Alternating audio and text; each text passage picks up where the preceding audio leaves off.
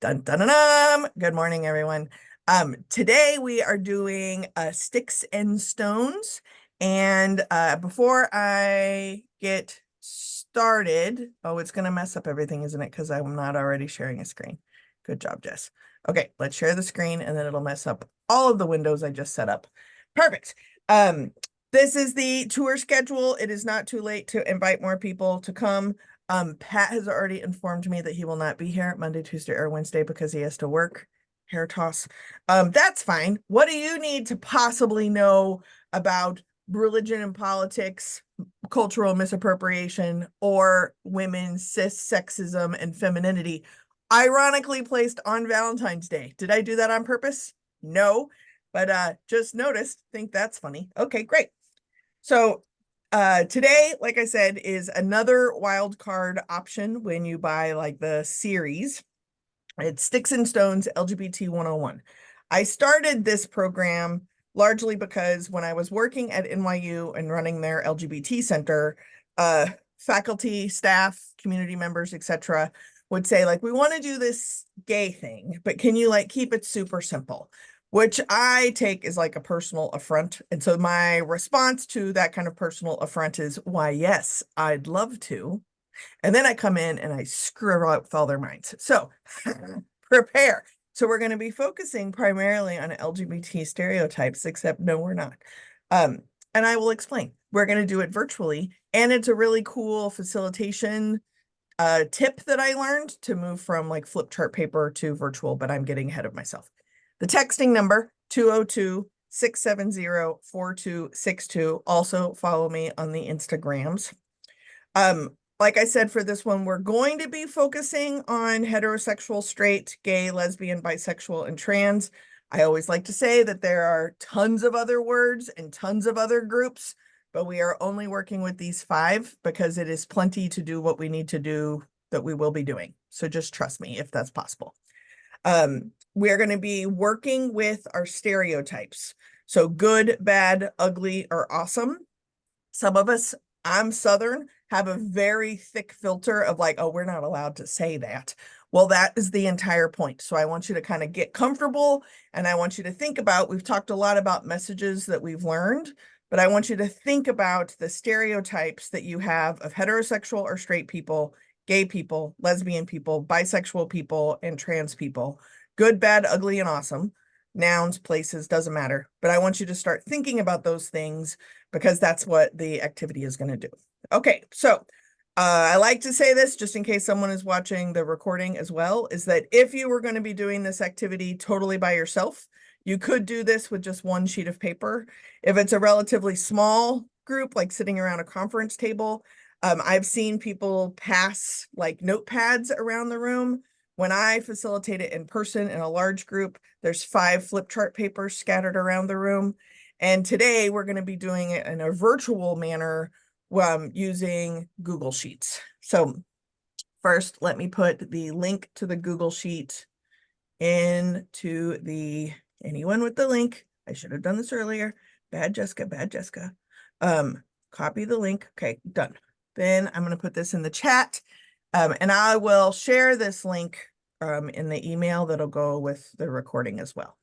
So that's going to be the link to the Google Doc. If you want to go ahead and do whatever you need to do to access the Google Doc, don't do anything yet in the Google Doc, just pull it up on your computer and then we will go from there. So if you're going to do it by yourself, again, you're just getting a sheet of paper and dividing it into 5 columns. Groups of people, you're going to be labeling 5 different sheets of paper you pass around. Large groups, there's flip chart paper, and then thank you, COVID. Here, we're going to be doing the virtual manner. You probably are not going to have enough time to get around to all the different lists. Spoiler alert, for this webinar, you will, so that there's enough information. But I like to include that in the directions if you steal the activity. So what we are going to do is we are going to go through each of the lists. So hopefully by now you have accessed the Google Doc. And what we're going to do on the Google Doc, done. If you can write your name in one of the groups, then we will start from there. And I'm going to share screen, I think. Is that gonna work? That's gonna work. Great. Okay, I am now sharing the Google Doc, except all your faces disappeared. Ugh, modern technology. Do it the virtual way, except now you can't see nothing. Okay, so great. Everyone has their name. Pat and Ava, your name in there. Maria, which box do you want? Which group? You just write your name in the group. Is it there? Not there. Is this you? Is it working? Is this technical for a Sunday morning? I wrote my name in group 2. Oh. All right, great. Well, I will be group 3 then. That's weird. Whoops. Okay, great. All right, so then what I'm going to ask you to do is to go to your, oh, look, now you're showing up twice. Okay, so Maria, you're going to click on sheet 2. Right, sheet 2. I'm going to click on sheet 3. Pat, you're going to do sheet 4. Ava, you're going to do sheet 5. No one will be in sheet 6 just yet. So let me give you the directions if you want to go ahead and move to your respective sheet. What I'm going to ask you to do is, as if it was a flip chart paper in the room, each sheet has heterosexual, straight, gay, lesbian, bisexual, or trans listed in a column.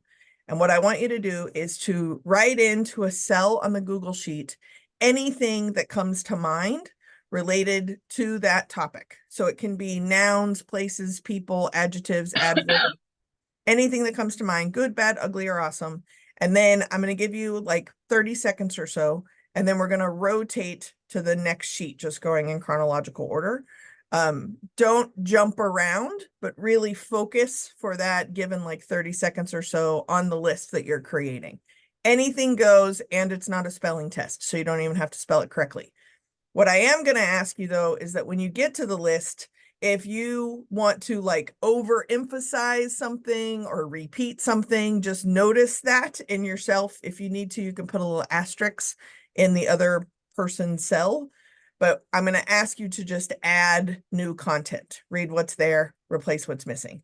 Extra bonus is all of your answers. I'm going to ask you to put in your own color. So whatever color you want or font or whatever, just pick something that's unique to you. That way, if we have any questions, we know the person that put it into the group. Okay. So I'm going to stop sharing for a second, and I'm going to give us about 30 seconds for our respective list. Any questions before we get started? Ava. Well, I just tried changing my font color and typing my name in again, and it still came in black. I don't normally use Google Sheets, so I might need a tutorial. Ava, how about you pick black? Okay, I was going for purple, but it ain't working. I will make it purple for you, I promise. Okay. Okay. Pat, did you have a question? Pat, did you have a question? I was gonna help. It's okay. Nope. No. Maria, did you have a question? Just quick, we're writing down good, bad.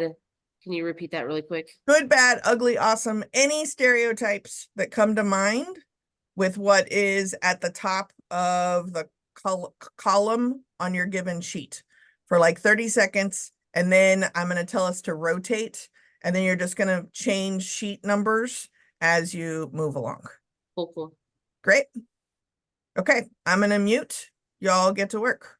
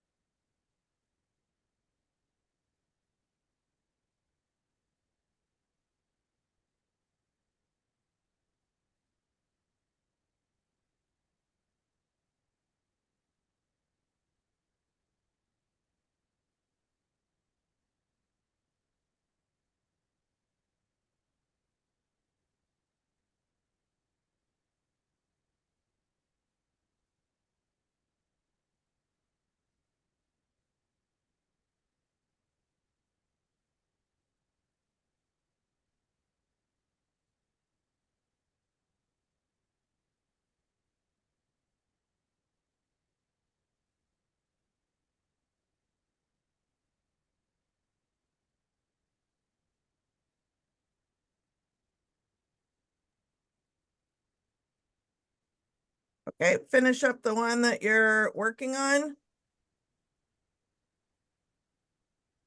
And then you're gonna move columns. So just shift to the next sheet to the right. If you were on the last sheet, move to the front sheet, treating each sheet in the Google Sheets as if it's its own flip chart paper. If there's information written there, read what's there and add to what is missing.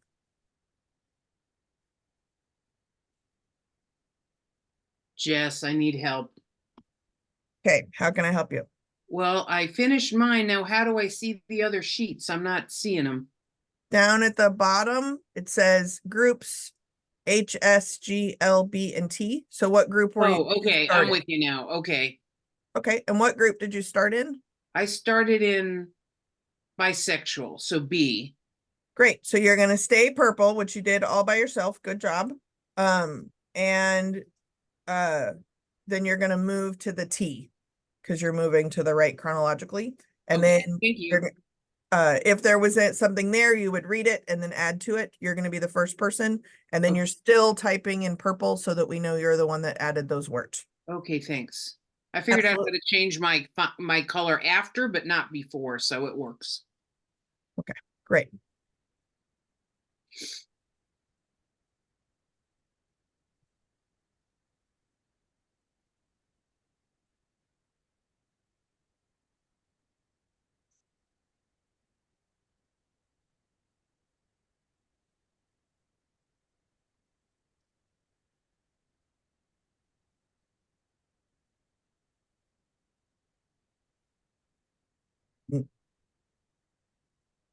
If you're on a column where there's already something, just read what's there and add. And if you're the first person on that column, then you're adding good, bad, ugly, awesome. Remember, nouns, adjectives, places, people, anything, movies, pop culture, anything that comes to mind is totally great. Knock yourself out.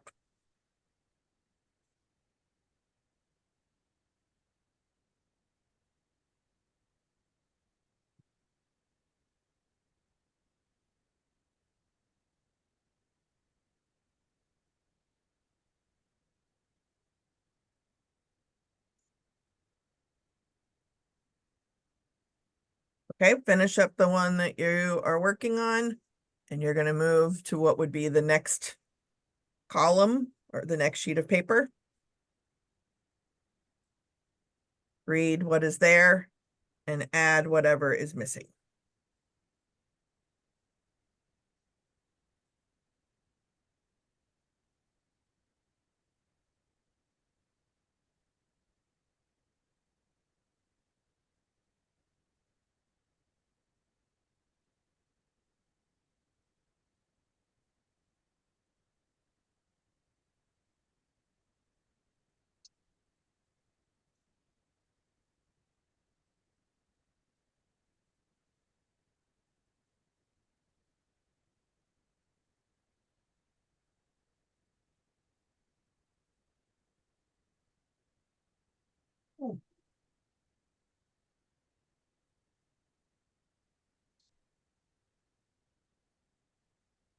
Because the activity is about stereotypes, I also want you to notice if some of the things that are coming up for you have negative reactions to you, like that's how stereotypes work. When we talk about collusion and participating, sometimes those negative things is that we've said those things or we've thought those things about any of these groups. Sometimes people have called us those things or have thought those things about ourselves. So I just want to be mindful. Anything goes, positive, negative, good, bad, ugly, awesome. We are literally naming stereotypes.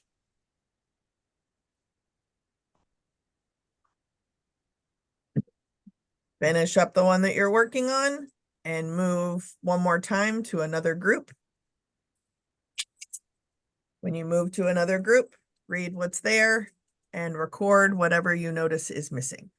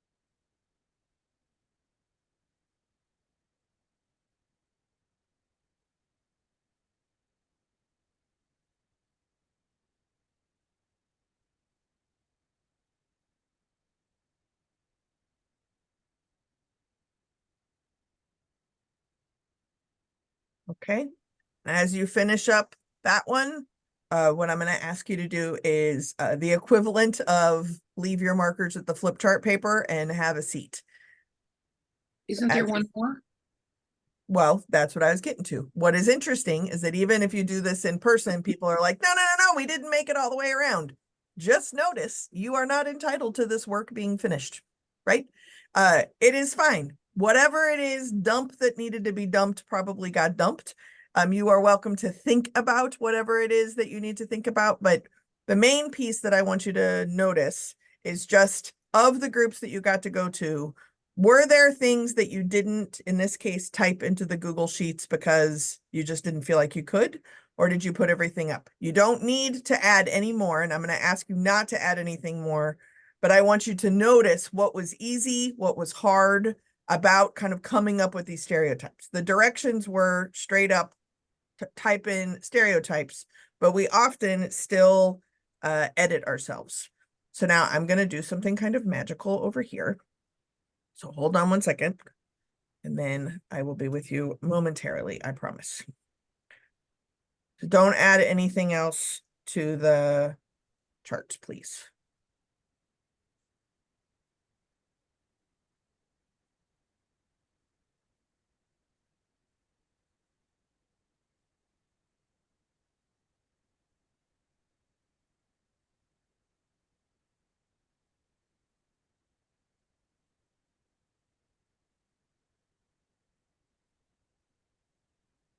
All right. I'm going to share my screen again. So if you go, if you want to, you can either look at the Zoom shared screen or you can be looking at the Google Sheet. So what I did is I added all of the columns that y'all came up with together into one particular place. And so what I want to do now is I want us to go through each sheet one-on-one. And some of you are going to get all advanced class. I nominate Ava for this. So I'm going to ask you to not get advanced class and keep it super, super simple. So we're going to look at each individual sheet for any kind of patterns that might come up. And then at the end, I can see y'all leaning in and reading all the lists. This happens in person too when it's all flip charty. But I want us to pay attention to each group. Then we are going to look, I promise, at comparing the list across the board. But in looking at stereotypes, we need to be able to pay attention to each list and how power or privilege kind of shows up in that world. So what we're going to do is at each list, I am going to read everything aloud. And if there are any questions or clarifications needed, I might ask, like, what if there's a clarification, let's say good parents is going to be asked about. I might say blue person or blue group. What did you mean by this? And the rule there is whatever that group meant is what that group meant. So there's no correction of the history or the linguistic history of a stereotype. Whatever came up for that group is what came up for that group, and they put it in the list. So we're going to listen to what that group's perspective is, and then look at the list and see what we notice about that list. We're going to want to get comparo, but I promise we will momentarily, just not at first.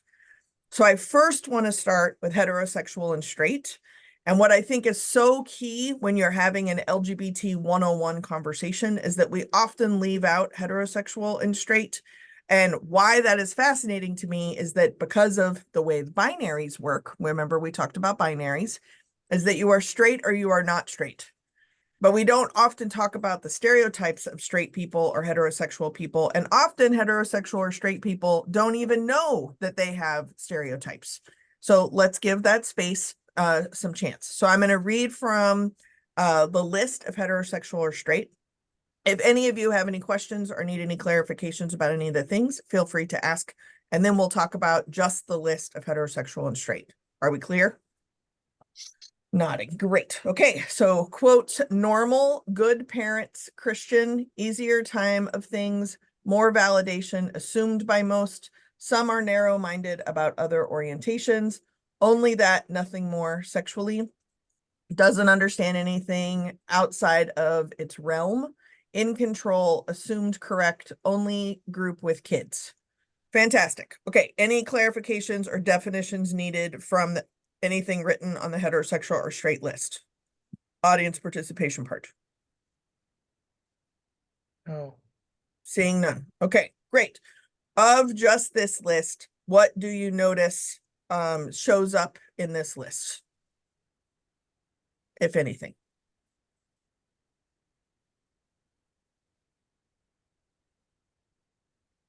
actually, can I ask a question about this list from the question before? I'm sorry that I missed it.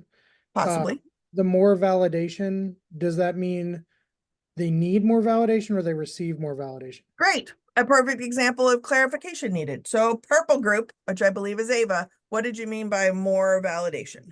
Yeah, they get validated more in our society, at least in US society. Perfect. Great. Other clarifications or anything needed? Nope. Great. Do we notice anything that we want to call out on the heterosexual or straight list? Bless you. I have something, but it would compare to the other lists, and I know. Well, I was wrong. Pat is the comparo, not Ava. Ava, you're off the hook, but don't do it yet. I didn't mean it. No, it's fine. It's good. It's very hard not to compare when you're staring at all this information. Imagine people on the recording because they can see the whole thing. Just recording people, just follow along. I promise I'm a trained professional. Okay, I'm going to get off of heterosexual straight list for just a second, and we're going to move to the gay list. The exact same process. I'm going to read everything and then see if there's any clarifications or definitions. And then I'm going to ask you for patterns or something that's of interest that shows up on the gay list. And then then I'm going to do the lesbian list. Then we're going to get all comparo just with those three. Then we'll move to bisexual and trans. Okay. So hold your horses, Pat. Okay. So on the gay list, it says loving, queens, pride, aggressive, discriminated against, promiscuous, fashionable, good decorating sense, flamboyant, can now marry, smiley face, and fabulous. Also gold stars, purple team for spelling promiscuous correctly. That always gets me. Okay. So on the gay list, first off, clarifications or definitions needed.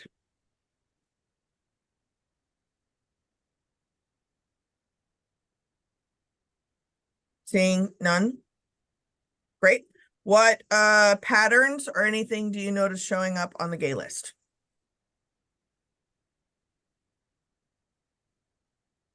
I feel like there's it almost seems like I want to say like a party, like a constant party.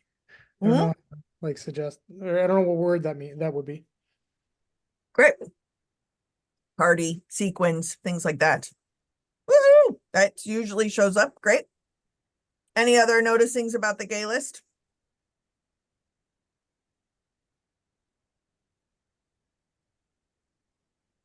Okay, great. We're going to move to the lesbian list really quick, and then we get to be comparo, and then we'll move to bisexual and trans list. Okay, same process. I'm going to read it aloud, clarifications, definitions, patterns. Okay, just looking at the lesbian list. Loves cats and or dogs, only dogs. Will come over for dinner and end up moving in. Likes baggy clothing. Handy, can fix things. Some. Likely in theater tech. Wears combat boots. Loves Lilith Fair music. One is angry. One is beautiful. Femme is rare. U-Haul, Butch, Subaru, softball, love, mentors. Great. First off, clarifications or definitions needed. I made clarifications because I put my own realities in this. I don't understand Team Cat, but that's okay. Ava, your hand is up. I'd like to understand mentors. Excellent. Blue group. What did you mean by mentors? In my world, like some of my mentors are lesbians, and so like that's what I put, that there are some that just came to mind for me. Great. Thank you. Any other clarifications, definitions? I'm not seeing any. Okay, great. So then are there any patterns or anything in the lesbian group that we need to notice or mention? There seems to be an inherent lean towards what is traditionally masculine, Mhm. and there's not the other side of that on that list very much. Sure, and even naming that, like, if we're using a binary, masculine or femme, right? That feminine is rare, and then here are these other qualities that are usually associated in a more masculine manner. Great. Other noticings in the lesbian list? Great. Now we get to release the Kraken. Ah! So I want you to compare heterosexual, gay, and lesbian.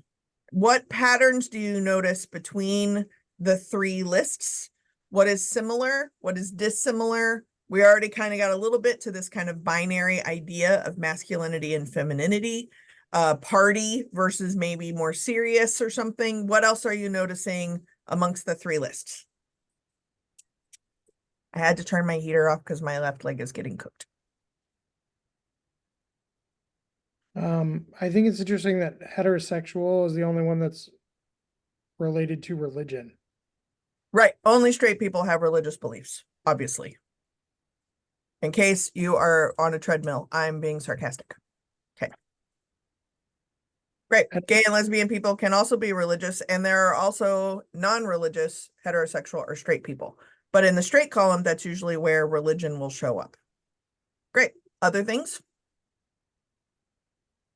I am also noticing that the heterosexual column seems to have a moral high ground over the other two.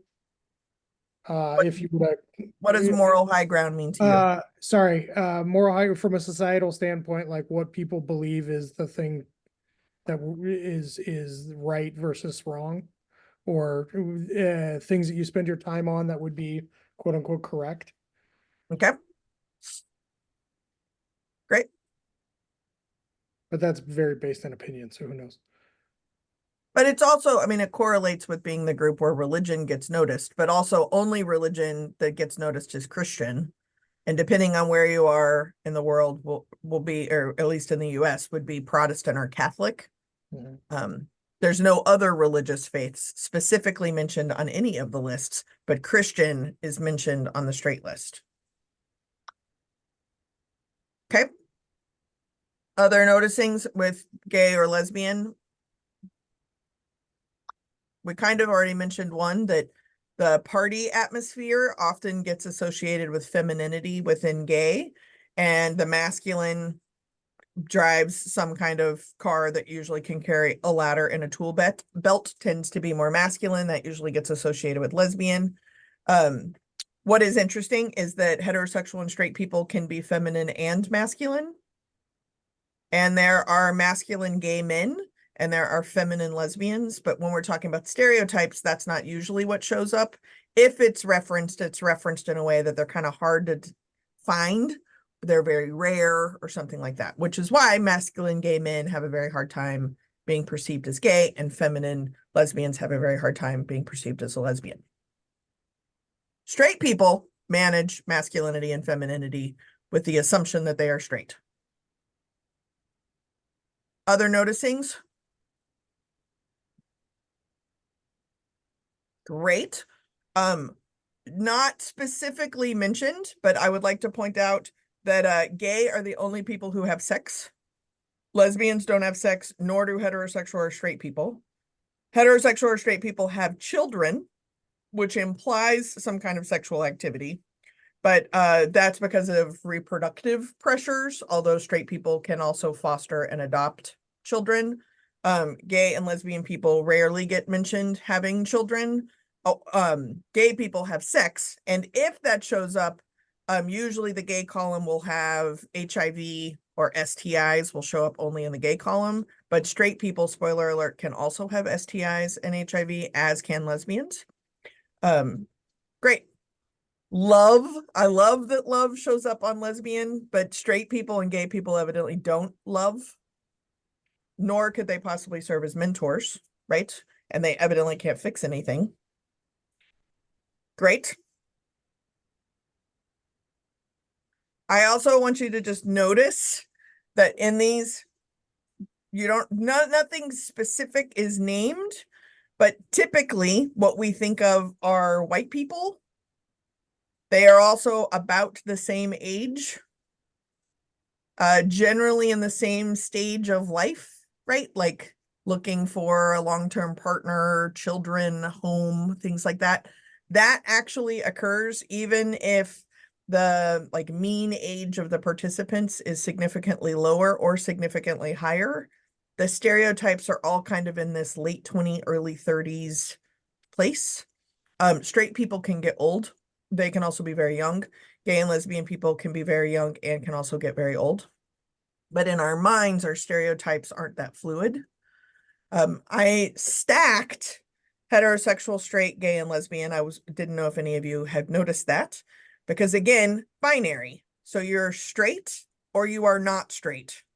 And if you are not straight, you lose unicorn points. That might be a visible identity. It might be an invisible identity. And then once you are deemed not straight, then you're either gay or lesbian. Because again, we like our little binary. So you're not that, but which one of these two teams are you?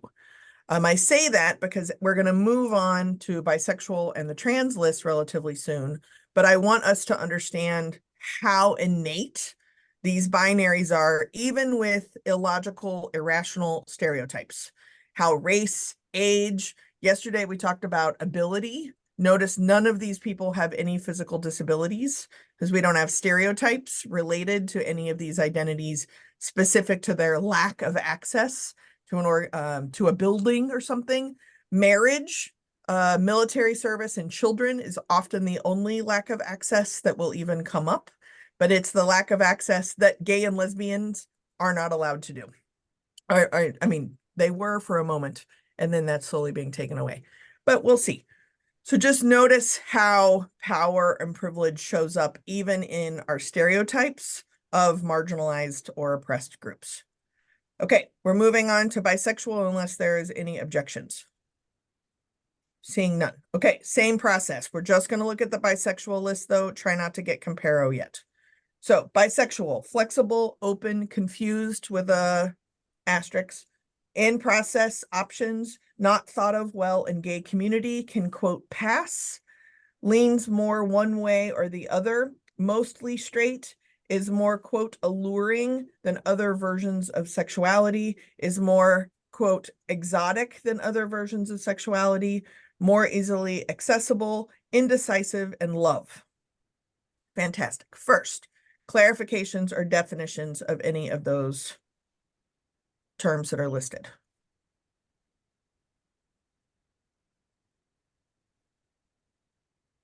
So I'll ask for confused. There's a blue and purple. So Ava, you put it in first, and then blue, you seconded it in it. Why confused? I think it's a stereotype that bisexual people are confused and they don't really know if they are gay or straight. So they're in this middle space because they're confused about what their sexual orientation is. Correct. And most of that confusion is attributed to someone else's need for them to pick a team. True. Right? So even leaning one way or the other is also usually external pressure, although sometimes it is also internal pressure to quickly pick a team. Sometimes bisexual is like the tiptoe of coming out of the closet. So straight and gay and lesbian people will often say bi now and gay later because you're waiting for them to finish coming out. In that sense, the term gay is an umbrella term because it just means not straight. But bisexual, omnisexual, pansexual, those are real identities that really exist all on their own that don't get shoved into a his and her towel set to the other three groups' preference. Great. Blue, you seconded it. Do you have any follow-up? No, that's the first word that came to mind and it was already on there, so I asterisked it. Perfect. And I put indecisive, like, so they're kind of similar words. Right. Right. And for indecisive, that usually shows up on the bisexual list almost all the time, but it's not just unable to make a label choice. I think that indecisive can sometimes, and please correct me if this isn't what you meant, but sometimes indecisive shows up as if a bisexual person is attracted to every living human being. So all of the options in the whole wide world, spoiler alert, they have preferences and taste too, right? Any other questions, clarifications, definitions on bisexual? Great. Are there any noticings specifically about bisexual lists? You can also get Comparo if you'd like. What do you notice about the bisexual list by itself or in comparison to heterosexual, gay, or lesbian? I notice about the bisexual list that there is a lack of totality, like they're not there yet. Mhm. They'll figure it out eventually, kind of a thing. Yeah. They're still in some kind of shrinky dink cooking state. And then that compares to the other lists in the sense that there is none of the ideas are finite. And notice the bisexual list is not political, is not religious, has no music taste, right? There's no mention of children. There is the very last second, the mention of love, because evidently only lesbians and bisexuals love each other or love somebody, right? Nobody else loves anybody. Fascinating. Do you want to talk a little bit about alluring or exotic green group? Oh, I think there is, or I've experienced the idea that there's more, I don't know exactly know how to explain that. They are more exploratory, I guess, and in that more interesting, Sure. and like more accessible in that way, I guess. I don't know. Sure, that'll work. I would also say that far more popular porn search category. And what I find really fascinating there is that usually it is a man who is searching for a heterosexual man, even who is searching for bisexual porn.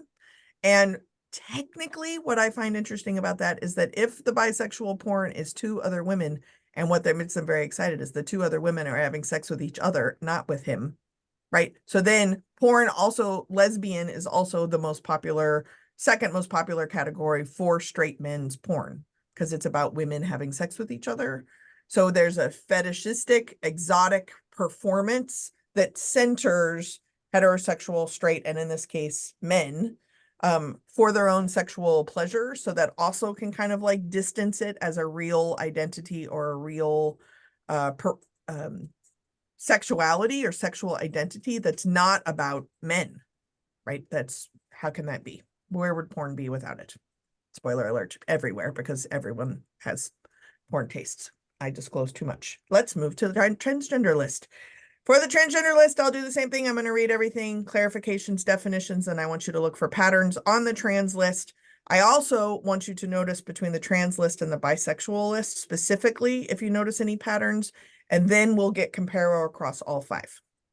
Transgender, discriminated against, in danger, true to selves, more comfortable in their own skin, tough to find a bathroom, transitioning to female is releasing control, transitioning to male is a quote problem. They look one way from the outside, but not inside, more mentally ill than other groups. Great stereotypes.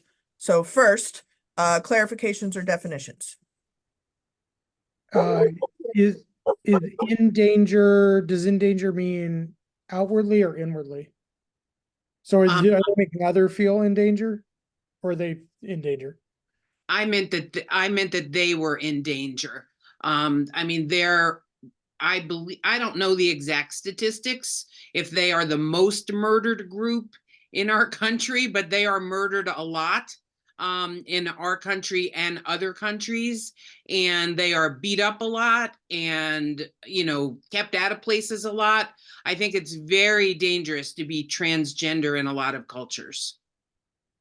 Totally true. And Ava, if it's helpful, stats, the United States is more violent. You have more of a chance of being murdered in the United States than you do just about any other country in the world.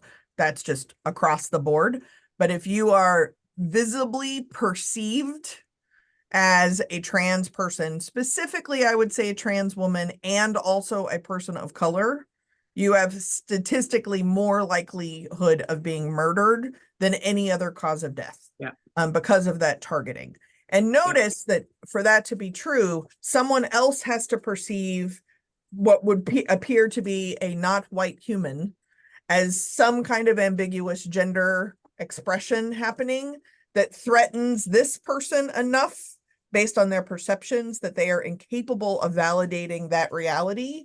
And the response of that is violence, right? If we kind of like thread through some of the other workshops that we've done. Right. Great. Other clarifications, definitions? I know we're not supposed to do this. No, go for it. necessarily. The in danger for me also seems like they are currently perceived as a danger to others. Mhm. So, I mean, No, it's a great stereotype. It's perfect. Thank you. Thanks, Pat, because the stereotype is that a trans woman is a man in a dress, which I do find interesting. And when you start applying logic and keep asking questions about a stereotype, you can know it is a stereotype and likely not a fact if it starts kind of falling apart. So a scary man in a dress is therefore a predator and is therefore a pedophile. So then that is the greatest danger of the weakest. And the weakest in this case would be children, right? Who said all men are predators? And to me, it's a really important piece whenever I get challenged on this quite often. And so I usually just ask, what is it in your life that has taught you men are predators? Because not all men are predators and some women are predators, but where is the stereotype that all men are predators? And so they hide dressed as a woman as if that is a disguise. Notice how like masculinity, performance masculinity shows up there, which is kind of the in power, which I think the green group talks about, is that to transition as a woman, you are relinquishing whatever power a man had. That is assuming that that trans woman was ever a successfully perceived man and masculine enough, whatever that means, in their life pre-transition. That's a pretty big assumption. And trans men, for example, are taking on that power. But if they're taking on that power, they are usually not seen as a quote real man. So then they're not given the status of being able to be a predator because they're just not under, it's just a masculine woman, which gets dismissed because of sexism. So it's a trans woman that is the most threatening to masculine privilege in our society for some reason. Great. Now, across all five, what are some of the patterns that you notice that really stand out?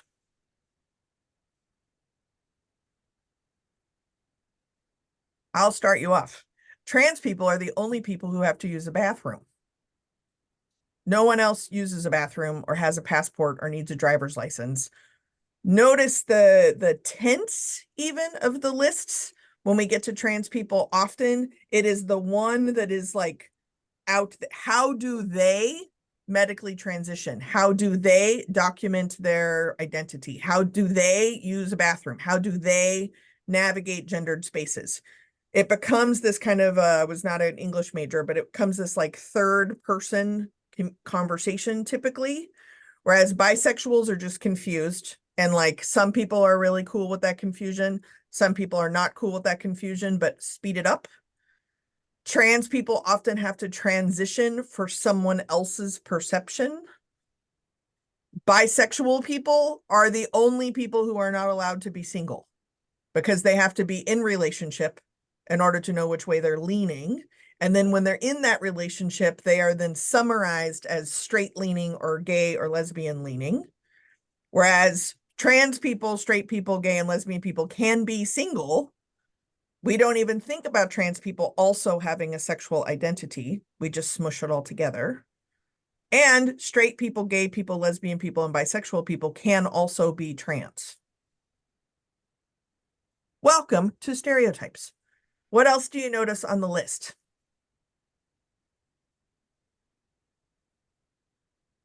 May I ask a question from historical context? Of course. What we now have as the sorry, the list is weird. The transgender list, that a lot of those types of language that you're talking about, would that not have been gay in the 50s, 40s, 20s?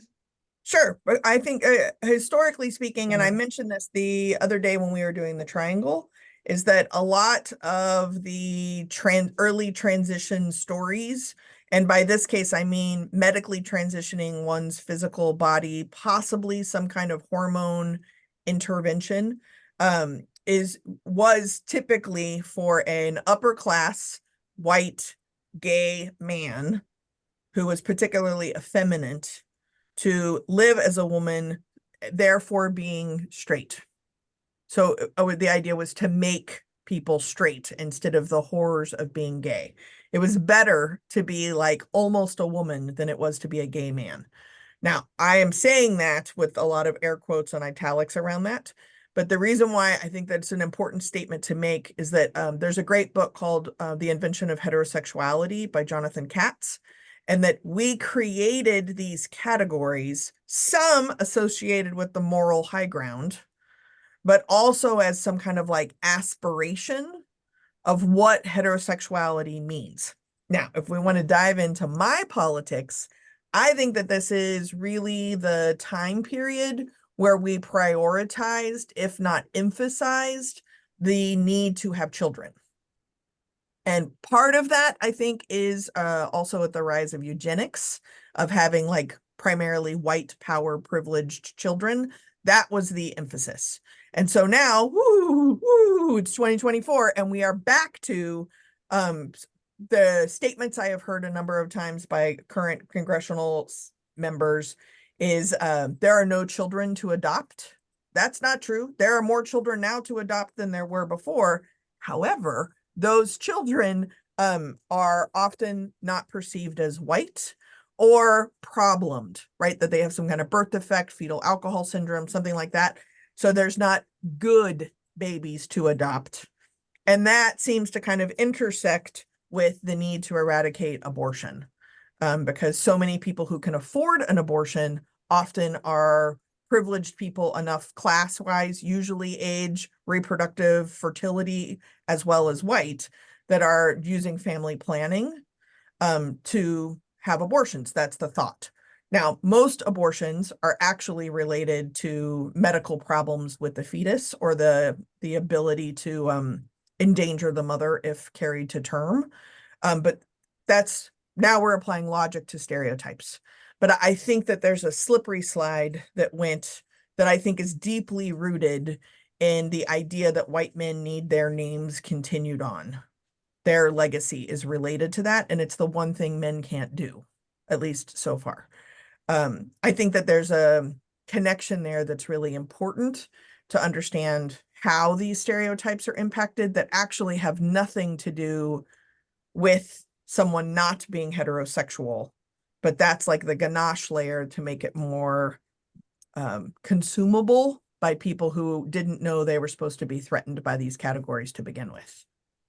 So what about you? My question for you is you have a sense of sexuality. You have navigated your own labels, your own potential family planning, fertility issues, your own navigation of being perceived as masculine or feminine or somewhere androgynous in the middle. Have any of these stereotypes come up for you in a way that you need to kind of acknowledge how you and your life fit into these columns of stereotypes? Anything that you need to share about yourself?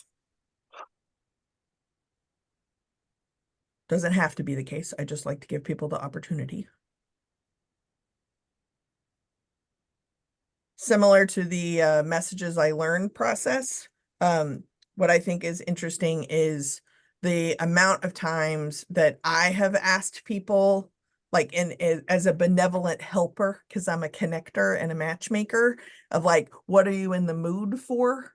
Who are you interested in? Tell me about your Tinder profile. I'm trying to acknowledge someone's complexity of what they're attracted to. And what I'm really trying to do is plinko it into something that makes sense so that I can introduce them to someone and like win a matchmaking token. That's very much about me. That has nothing to do with them at all. When we talk about being an ally, I think that we can't be an ally if we don't notice how we're actually navigating these stereotypes in real time. Stereotypes are not external to us, and our navigation of the world is actually affirming many of these stereotypes all the time. And so if the stereotypes are just kind of in us, if I can do this workshop so many times that I pretty much know what's going to show up on every list, that's very telling. Doesn't matter where I do it, doesn't matter who's in the audience, how many people are in the audience. Stereotypes are stereotypes, and we're pretty good at them. They're pretty ubiquitous. So then what are we doing to either apply logic to the stereotypes and stop and question ourselves? Or, fun facts, the people that are in your inner circle, your quote unquote safe spaces, when you're there, when I'm at white girl lesbian brunch, how am I encouraging really challenging conversations about the stereotypes we are holding across all different kinds of power structures inside that safe space? And if we can do that, I think we'll actually begin to have more inclusive understanding of how these stereotypes and practices are really harming our ability to have relationships with other people. So thinking about it from a personal place, thinking about it from an organizational place, that's our ally work to do. And often stereotypes are the best bridge into these higher level conversations that I encourage you having with the people who are closest to you, not just with the people outside. Often we think we get to do it out here because it's way easier than actually engaging with the people in our innermost circle to find out what stereotypes do they have and what are they going to hold on to and what are they willing to question. But if we can look at our own inner circles, our own organizations, things that we love and value, then I think we're onto something. So again, the texting number is 202-670-4262. Any other comments or thoughts or questions about this workshop, what we talked about today, the series, who's going to win the Super Bowl, any of that stuff? That last thing was a completely flippant attempt to look like I supported organized sports. Did it work? It sounded real good. I was practicing all morning. I had to Google the team that the 49ers are playing because I didn't know. And I only knew the 49ers were playing because Pat made a joke because I live in Northern California. Thoughts, comments, anything fun? All right, sales pitch time. Don't forget about the book club. I got another inquiry from somebody who attended a couple of days ago. So I think that this might actually really work, especially the group amongst all the participants. Also, these webinar series I mentioned at the beginning typically are 4 long. So I usually do the starting place, which is where we started, then unconscious bias, usually 1 wild card. And then I kind of wrap it up with what will end up being the very last one in this particular series. If you are interested, set up a meeting. If you schedule something like this internally, you get like a 10% discount off of whatever the webinar series is. We're doing this for Crazy Horse, don't forget. So if you have an employer match, please take advantage of that. Use this QR code. I checked in with the development officer from Crazy Horse and donations are coming in, which is very exciting. I will also be making a donation based on everybody who attends all the different series. And tomorrow, Monday, we're back, is another Messages I Learned. This one is going to be on belief systems, religion, and politics. It's a particular fun one to do, and mostly it's in silence. So why do you believe what you believe? Where does that come from? How do other people believe? What do you believe about other people who believe something different? Fascinating. Can't wait till tomorrow. Thank you again for joining me over the weekend for this lovely series. If there's anything else, feel free to text message 202-670-4262, and I will answer your questions probably over a cheese ball because they're going to be on sale later on this afternoon. So thank you very much, y'all. Bye. Thanks, Jess. Have a good Sunday. Thanks. Thank you. Absolutely. Thanks. Maria, hang on for 1 second if you can, Sure. as I had an idea. Did I stop share? I stopped share. Yes. And now I'm going to stop the recording. Stop.